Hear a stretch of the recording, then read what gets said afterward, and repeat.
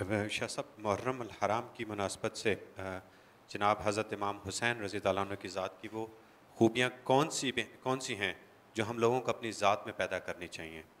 اور ساتھ میں ان صاحب نے فرمایا سر کہ سیدہ زینب رضی اللہ عنہ کا خطبہ جو آپ رضی اللہ عنہ نے یزید کے دربار میں دیا، اس کے چند نکات بیان فرما دیجیے۔ سوری، اس کے چند نکات بیان فرما۔ یہ بہت لمبا سبجیکٹ ہو جائے گا، اس کے اوپر تو کئی گھنٹے چاہیے، لیکن میں مختصراً ایک عرض کر دیتا ہوں۔ میں نے ابھی ایک لفظ استعمال کیا تھا، عین الیقین۔ جناب حضرت امام حسین رضی اللہ تعالی عنہ عین الیقین کے مقام پر تھے، انہیں عین الیقین حاصل تھا، اور یہی وجہ ہے کہ جب کوفہ سے خط آنے لگے تھے تو لوگوں نے سمجھایا تھا جناب حضرت امام حسین رضی اللہ تعالیٰ عنہ کو کہ یہ لوگ ریلائبل نہیں ہیں، ان کے خطوط پر مت جائیے آپ، لیکن آپ نے اس میں عمل فرمایا تھا۔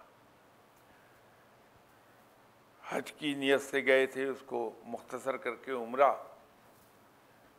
عمرے میں تبدیل کر لیا، اور روانہ ہوئے اس وقت بھی احباب نے روکا۔ پھر روایت یہ ہے کہ راستے میں 3 مقامات پر قرآن پاک سے فال نکالی تھی جناب حضرت امام حسین رضی اللہ تعالیٰ عنہ نے، اور ہر مرتبہ یہ آیا تھا کہ موت ہے اس میں، لیکن یہ عین الیقین ہی تھا کہ آپ رکے نہیں کہ جو کچھ میرے رب نے میرے لیے لکھا ہے وہ ہو کے رہے گا، تو میں اس ڈیوٹی سے منہ کیوں موڑوں جو میرے ذمہ ہے۔ وہ یہ کہ اپنے نانا صلی اللہ علیہ وسلم کے دین کو رائج کیا جائے۔ کربلا میں بھی جناب حضرت امام حسین رضی اللہ تعالیٰ عنہ کو یہ پوری طرح معلوم تھا، جو جتنے بھی واقعات ہیں اگر ان کی ہم سٹڈی کر لیں تو آپ نے اتمام حجت کے لیے تو یزیدی فوجوں کو مخاطب کیا کہ یہ سنت رب ہے، حکم ہے کہ اتمام حجت کر لو، تو حجت کے پوری کرنے کے لیے تو ایڈریس کیا، حتیٰ کہ شہادت سے پہلے بھی ایڈریس کیا، لڑائی اس کے بعد شروع کی تھی۔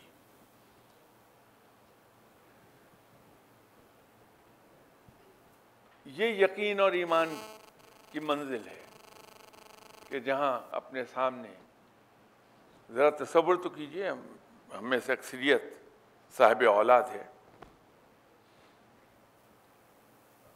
ہم میں سے کس کا اتنا بڑا حوصلہ ہے کہ اپنے جوان بیٹے کو اپنے ہاتھوں سے تیار کر کے شہید ہونے کے لیے بھیج دے، اور نہ صرف بھیج دے بلکہ شہید ہونے پر لاش بھی اٹھا کر لے آئے۔ کوئی ایک باپ سینے پہ ہاتھ رکھ کے کہہ دے کہ میں کر لوں گا، میں نہیں مانتا، اس کے لیے بہت بڑا حوصلہ چاہیے۔ کبھی ان چیزوں کو اس رنگ میں دیکھیے ذرا، جس کو ہم کبھی نہیں دیکھتے، کہ ایک باپ خیمے کے باہر بیٹھ کے میدان جنگ میں اپنے بیٹے کے شہید ہونے کا پورا نظارہ کر رہا ہے، اور اس کے باوجود اتنا حوصلہ ہے کہ جا کے جوان بیٹی کی لاش اٹھا لائے۔ یہ عام باپ نہیں کر سکتا۔ تو یہ عین الیقین تھا جو یہاں تک لے گیا جناب حضرت امام حسین رضی اللہ تعالیٰ عنہ کو۔ تو اس واقعے کو ذرا سا گہرائی سے دیکھنے کی بات ہے۔ جب ہم ایسے بزرگوں، ایسی ہستیوں کے بارے میں سوچتے ہیں، غور و فکر کرتے ہیں، تو ہمیں یہ ضرور دیکھنا چاہیے کہ وہ اس مقام پر کیسے پہنچے تھے. اگر ہم اس مقام پر پہنچنے کی خواہش کرنے لگیں تو پہنچ تو نہیں پائیں گے، یہ تو بڑی پکی بات ہے، لیکن ایٹ لیسٹ 25% اچیو کر جائیں ہم، وہ بھی بہت ہے. ان واقعات کو میں تو یہ سمجھتا ہوں کہ ہم روایتی طریقے سے ذکر گزشتہ 1580 سال سے یہ ہوتا ہی آ رہا ہے، لیکن ضرورت اس چیز کی ہے کہ ہم ان کو اس انداز میں دیکھیں تاکہ ہمیں کوئی انسپائریشن حاصل ہو اور ہم اس طرف کو چلیں. چلیے 5% مل جائے گا، 10% ہی طے کر جائیں گے معاملہ، تو عظمت کی کس بلندی پر جا بیٹھیں گے اس 5-10% کے ساتھ.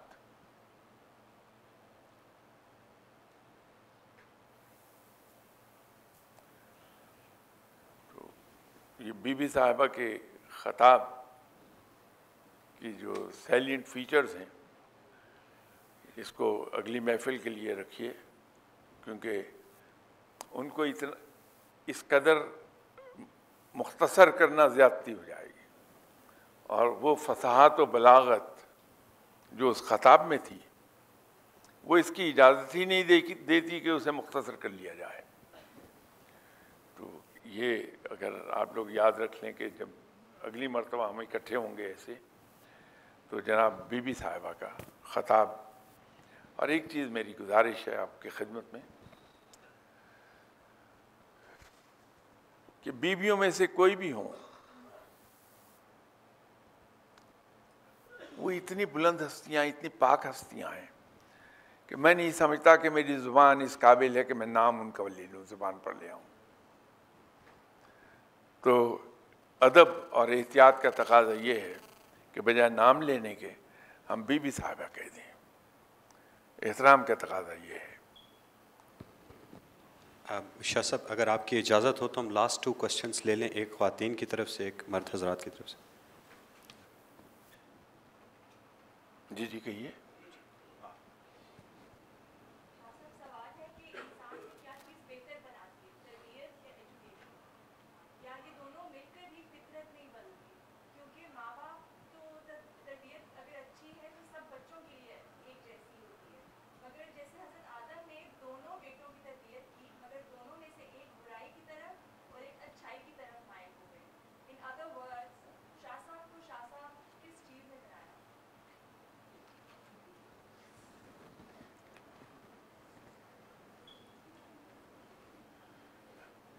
ایک آدھ بار مجھے بھی اتفاق ہوا تو ہمارے محلے کا جو گنڈا تھا اس سے میں نے پوچھا کہ بھائی تمہیں کس چیز نے اس مقام تک پہنچا دیا. یہ بھی خوب سوال ہے.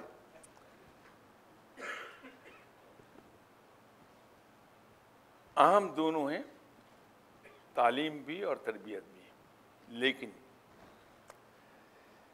زیادہ اہم تربیت ہے. ویسے کچھ تو ایسے لوگ بھی ہوتے ہیں کہ تمام تر تعلیم اور تربیت کے باوجود نہیں سدھرتے، تو ان کی والدہ کو یہ کہنا پڑتا ہے کہ پوتروں کے بگڑے کبھی نہیں سدھرے، تم جاؤ. تو یہ میں سنتا رہا اپنی والدہ سے بارہا. لیکن تربیت بہت اہم ہے، اور یہ جو آپ نے یہ فرمایا کہ ایک ہی ماں باپ کی اولاد ہوتی ہے، اس کی تعلیم و تربیت ہوتی ہے، اس میں ہم ایک فیکٹر بھول جاتے ہیں. ماں باپ بھی انسان ہیں، انسانی کمزوریاں ان میں بھی ہیں، اور یہ انسانی کمزوری ہے کہ personal liking and disliking کی بنیاد پر جو کچھ وہ دیتا ہے کسی کو، چاہے وہ میٹیریل چیزیں ہوں یا علم ہو یا تربیت ہو، اس میں فرق آتا ہے. ایک فیکٹر تو یہ ہے. ایک دوسرا فیکٹر جو اس سے بڑا ہے وہ یہ ہے کہ جیسے اس وقت ریڈیو پاکستان اسلام آباد کی نشریات جاری ہیں، لیکن ہم میں سے کوئی ایک نہیں سن پا رہا. ہو سکتا ہے کہ بہت ہی زبردست قسم کا پروگرام چل رہا ہو جس سے ہمیں بہت سے سبق مل سکتے ہوں، لیکن ایک باہر آدمی ہے جو اپنے ریسیونگ سیٹ پر ریڈیو اسلام آباد کو ٹیون ان کر کے بیٹھا ہے، وہ سب کچھ سن رہا ہے. تو ریسیو کرنے والا کتنا ریسیپٹیو ہے اس پہ بہت کچھ ڈیپینڈ کرتا ہے.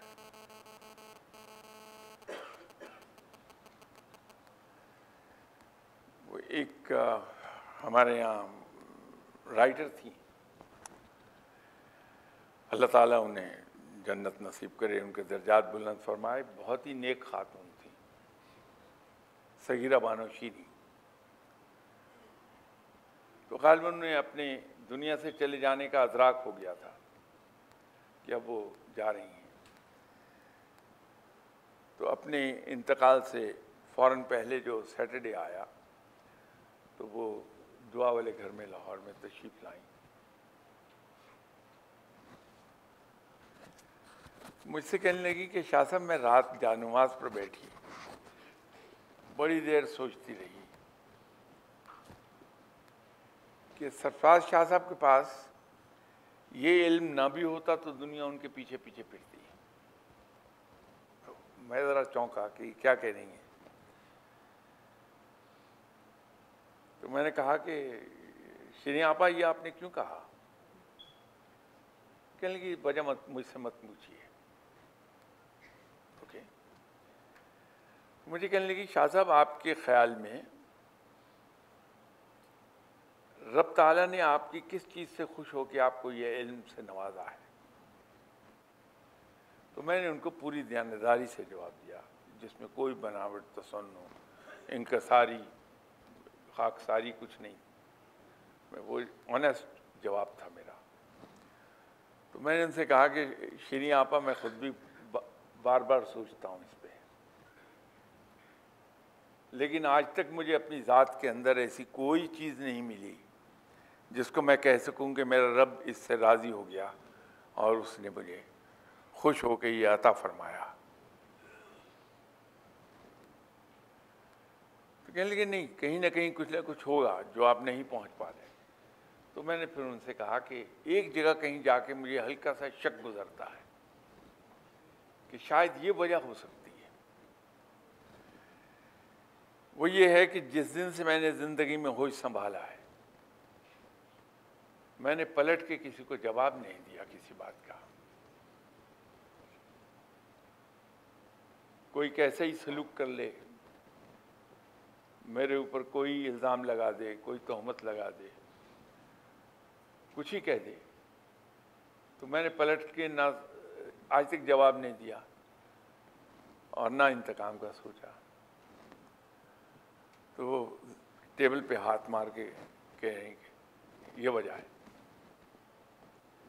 یہ جو انتقام والی بات ہے یہ میں عرض کروں کہ یہ اتنی زہریلی چیز ہے، انسان کو ختم کر دیتی ہے. یہ جیسے زہر مار دیتا ہے انسان کو، تو انسان کی انسانیت کو مار دیتا ہے یہ انتقام. یہ جن دنوں کی میں ابھی وہ تائے ابا کی بات بتا رہا تھا، اب چونکہ میرا تعلق لاہور سے ہے، ہوش میں نے لاہور ہی میں سنبھالی، تو پکا پکا لاہوریہ ہوں. اب لاہوریے کی ایک صفت یہ ہوتی وہ چٹورا ہوتا ہے، تو وہ الحمدللہ ہوں. تو دوسری چیز یہ ہوتی کہ لاہوریہ لاہور سے دور رہ نہیں سکتا. تو میں سوئی گیس میں تھا ملتان میں، تنخواہ اس زمانے کے حساب سے بہت ٹھیک ٹھاک، فیٹی سیلری وہ تھی، خاصی فیٹ سیلری تھی. تو میں ہر ویکینڈ پہ لاہور آ جاتا تھا. میرے ایک کولیگ تھے جو کالج میں میرے ساتھ تھے، بعد میں فوج میں چلے گئے.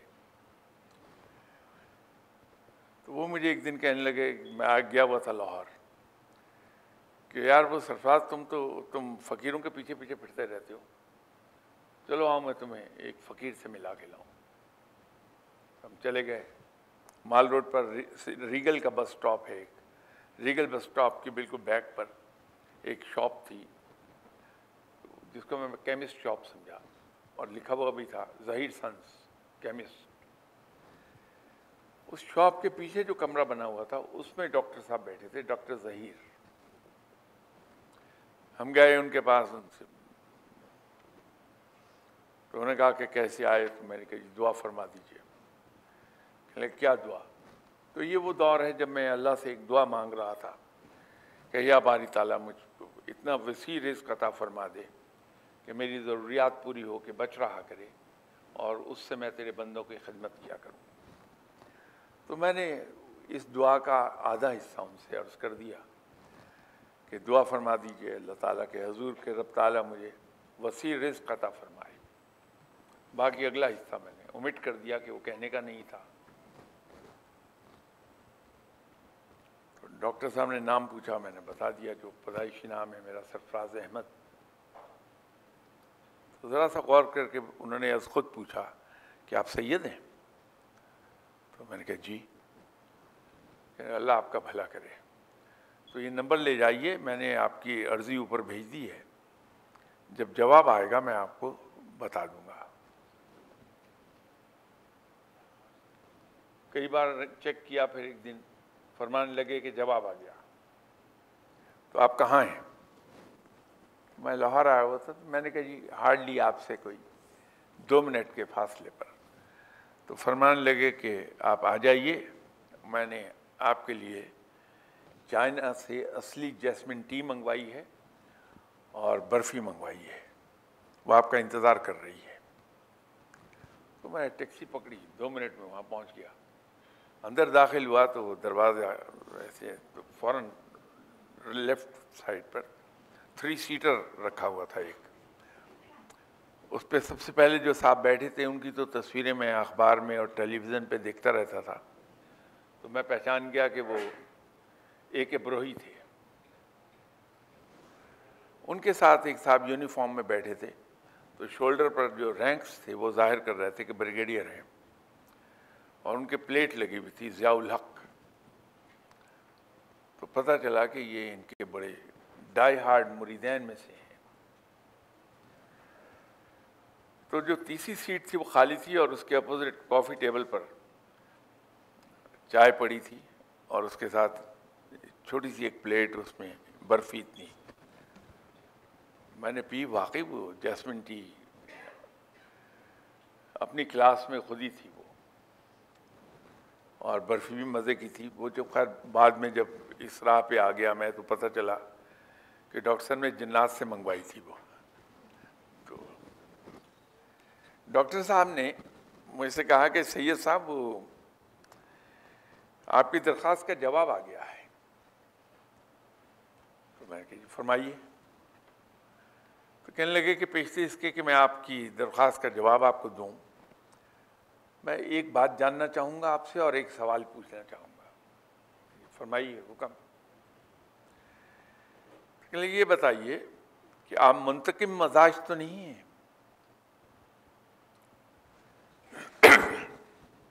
معاف کیجیے گا۔ تو میں نے کہا حضور جہاں تک مجھے یاد پڑتا ہے جب سے ہوش سنبھالی ہے، انتقام لینا تو بہت دور کی بات ہے، کبھی بھولے سے خیال بھی نہیں آیا کہ انتقام لیا جائے۔ کہنے لگے اللہ آپ کا بھلا کرے، اب سوال کا جواب بھی دے دیجیے۔ فرمائیے کہ رزق خالق ہے یا مخلوق؟ میں نے کہا حضور obviously رزق ہے، مخلوق ہے۔ کہنے لگے پھر سید صاحب آپ کا کیا کام ہے کہ آپ رزق کے پیچھے بھاگیں؟ یہ تو مخلوق ہے جو آپ کے پیچھے بھاگے گی۔ تو میں ایک دم اٹھا کھڑا ہوا، تو میں نے ہاتھ بڑھایا، میں نے کہا مجھے اجازت دیجیے، مجھے اپنی درخواست کا جواب نہیں چاہیے۔ تو یہ انتقام اتنا ایسی زہر ہے جو انسان کو بالآخر تباہ کر دیتی ہے۔ تو میری گزارش آپ کی خدمت میں ایک یہ ہوگی کہ اگر رب تعالیٰ کی رحمتیں سمیٹنا چاہتے ہیں، اس کی عنایات سمیٹنا چاہتے ہیں، تو انتقام سے دور رہیے، گلے شکووں سے دور رہیے، شکایت سے دور رہیے۔